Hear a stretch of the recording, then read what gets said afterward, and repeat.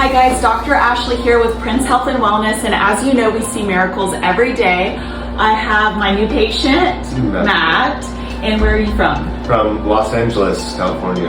Okay, so he came all the way from Los Angeles to experience an adjustment which we've seen helps people get their taste and smell back. And so tell us, you had no taste and smell? Yeah, nothing at all for almost 2 years now. And yeah, I came in today hoping for a miracle, and I got my miracle.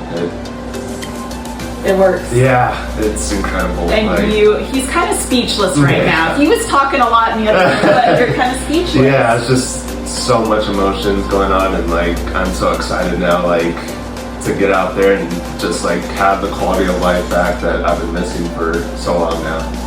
So guys, when he came in, he couldn't smell or taste anything at all. We adjusted him. We put a little drop of lemon oil on his hand and he can smell that. We put a little drop of peppermint, he can smell that.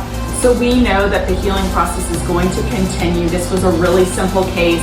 So if you know anyone that's struggling with taste and smell, he struggled for 2 years and it took 5 seconds to get it back. So please send people in. We'd love to help you. God bless you.